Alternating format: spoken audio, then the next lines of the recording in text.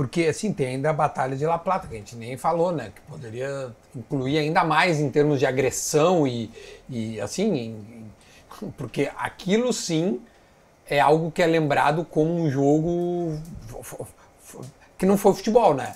Foi guerra. Só não aconteceu a tragédia porque a tela não caiu. A tela, eles empurravam a tela campo pequeno, que a tela jogava, o Paulo jogava ali, quando ia sacar um lateral, a tela quase encostava nele, com os caras querendo invadir o campo no primeiro momento.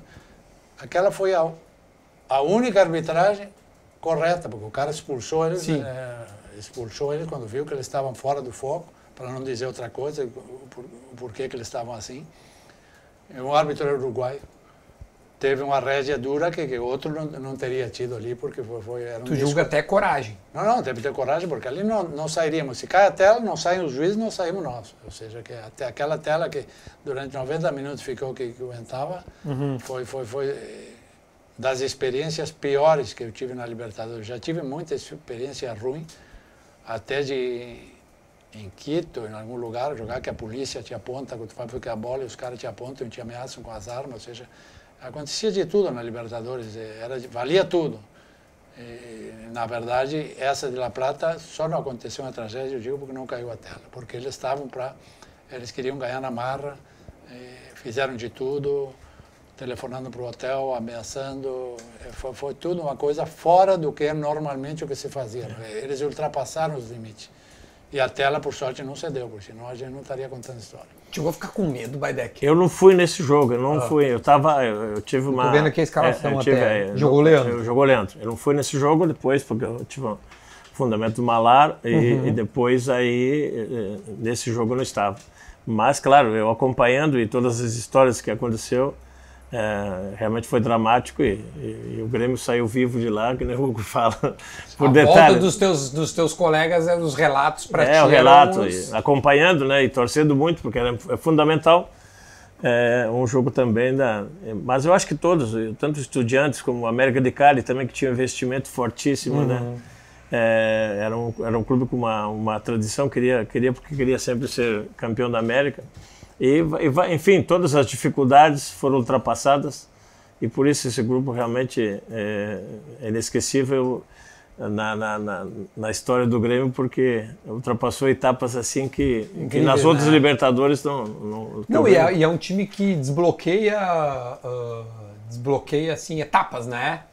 Vocês são, como é que eu vou dizer assim, os primeiros, né? Então esse ineditismo faz com que esse time... Mas é incrível, um clube que tem 120 anos de história, ganhar 3 vezes, cara, tem que se exaltar sempre, sempre. E esse cara aqui, eu queria que vocês falassem um pouco dele, assim, do Kofi, em termos... Qual era a relação do capitão Hugo de León com o presidente? Uma relação com ele espetacular. Ele era uma pessoa de poucas palavras, mas falando o que ele queria para o clube, o que ele queria para o comportamento nosso.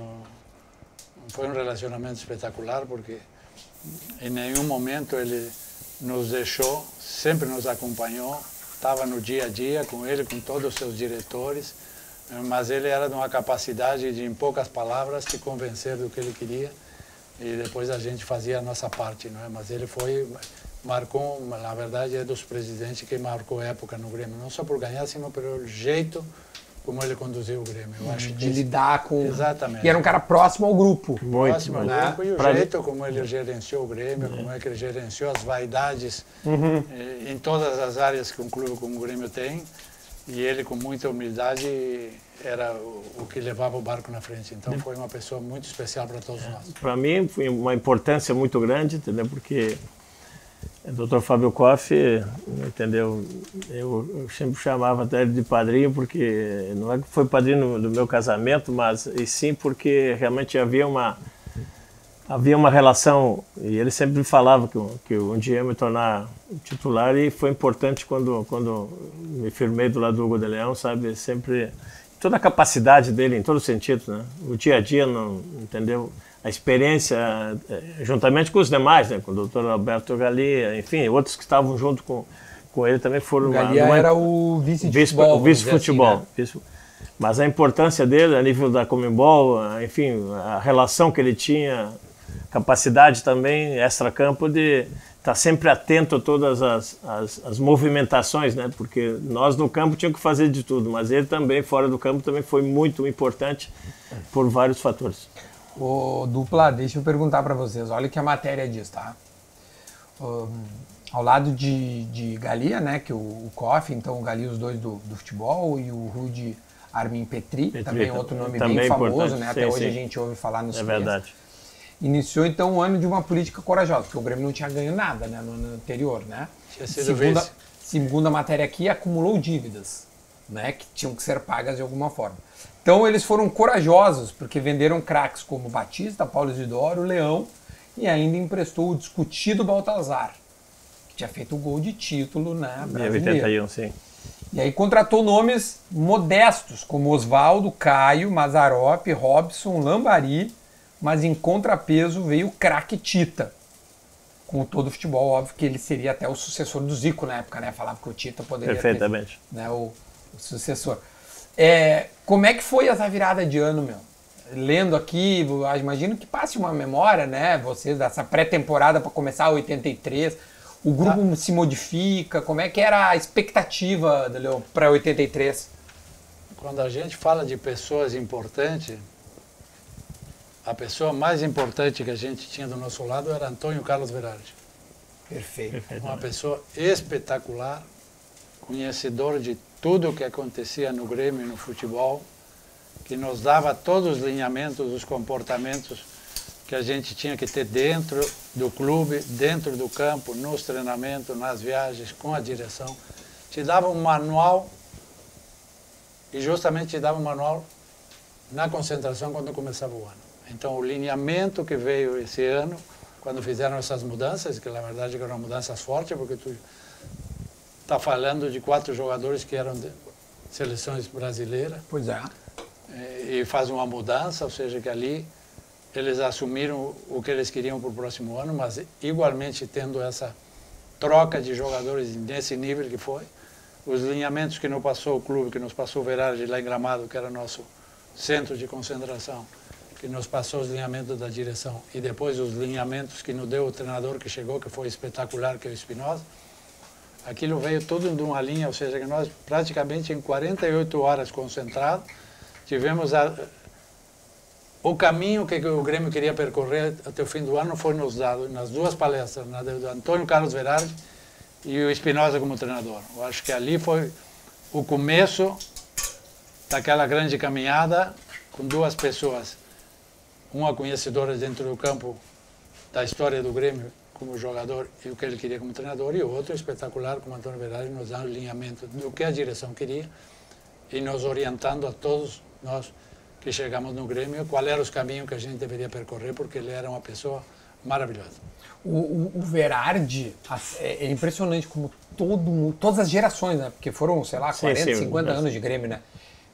Não tem uma pessoa que não tem, assim, não tem um ai, assim. Não tem porque realmente, o Hugo falaste bem, tem a direção, importante, mas o dia a dia, nós... Quem tocava, organização, vestiário, diálogo com os atletas, alguns que sempre tem um ou outro com alguns problemas, e ele sempre chamava de parte. Espinosa também, quer dizer, realmente a comissão técnica comandada pelo Espinosa, né? Um papel diferente. Assim, até assim, que não sei se hoje ainda existe.